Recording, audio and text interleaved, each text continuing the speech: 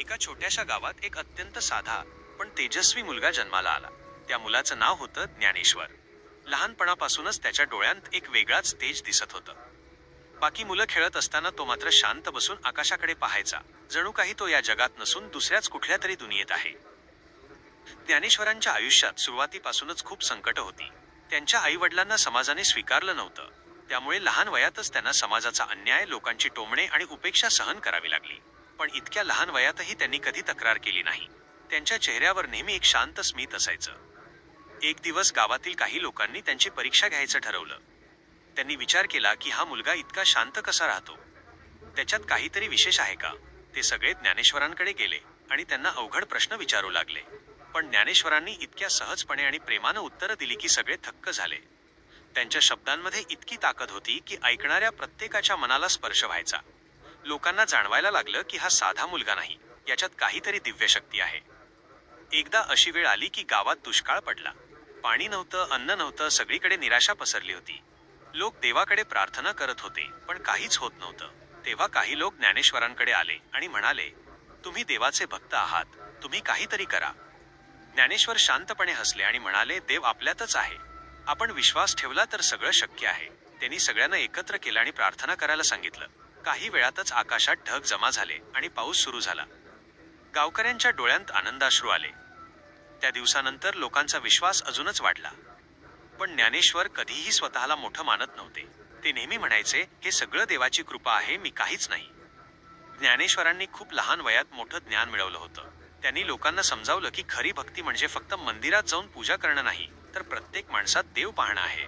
त्यांनी सांगितलं की प्रेम, दया आणि सत्य हाच खरा धर्म आहे. एकदा एक अहंकारी पंडित त्यांच्या समोर आला. त्याला वाटत होतं की त्याला सगळं ज्ञान आहे. त्याने ज्ञानेश्वरांना आव्हान दिलं. पण ज्ञानेश्वरांनी त्याच्याशी वाद घातला नाही. त्याने फक्त शांतपणे काही शब्द सांगितले आणि त्या शब्दांनी त्या पंडिताचा अहंकार पूर्णपणे वितळला. ज्ञानेश्वरांनी त्यांच्या आयुष्यात अनेक चमत्कार केले, पण त्यांनी कधी त्याचा अभिमान केला नाही. त्यांच्यासाठी सर्वात मोठा चमत्कार म्हणजे माणसाच्या मनात बदल घडवणं होतं. त्यांच्या शिकवणीत एक खास गोष्ट होती. त्यांनी कधीही कोणाला कमी लेखलं नाही. गरीब असो, श्रीमंत असो, प्रत्येकाशी ते समान वागायचे.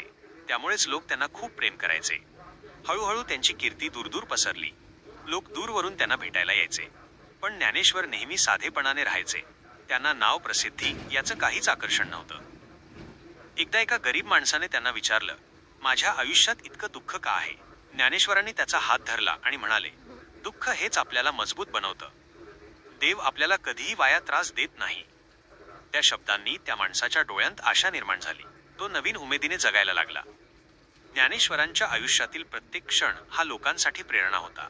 त्यांनी दाखवून दिलं की परिस्थिती कितीही कठीण असली तरी मन शांत आणि विश्वास मजबूत असेल तर आपण काहीही करू शकतो. त्यांच्या कथा ऐकून लोकांच्या आयुष्यात बदल घडू लागले. लोक अधिक दयाळू झाले, एकमेकांना मदत करू लागले. गावात आनंद आणि शांतता वाढू लागली. ज्ञानेश्वरांनी त्यांच्या आयुष्याच्या शेवटपर्यंत लोकांना मार्गदर्शन केलं. त्यांनी कधीही स्वतःसाठी काही मागितलं नाही. त्यांचं संपूर्ण आयुष्य हे इतरांसाठी होतं. आजही त्यांची शिकवण आपल्याला सांगते की खरा आनंद बाहेर नाही, तो आपल्या मनात आहे. आपण जर प्रेम आणि श्रद्धेने जगलो तर आपलं आयुष्यही सुंदर होऊ शकतं. ही कथा आपल्याला शिकवते की संकट आली तरी हार मानू नका. स्वतःवर आणि देवावर विश्वास ठेवा, कारण प्रत्येक अंधारानंतर उजेड आता येतोच. आणि म्हणूनच ज्ञानेश्वरांचं नाव आजही लोकांच्या हृदयात जिवंत आहे. त्यांच्या विचारांमध्ये शक्ती आहे आणि त्यांच्या कथांमध्ये एक अशी जादू आहे जी प्रत्येकाला बदलण्याची ताकद ठेवते. हा व्हिडिओ आवडला तर लाईक करा आणि अशा भक्ती व्हिडिओ बघण्यासाठी संत कथा या चॅनल सबस्क्राईब करा. धन्यवाद.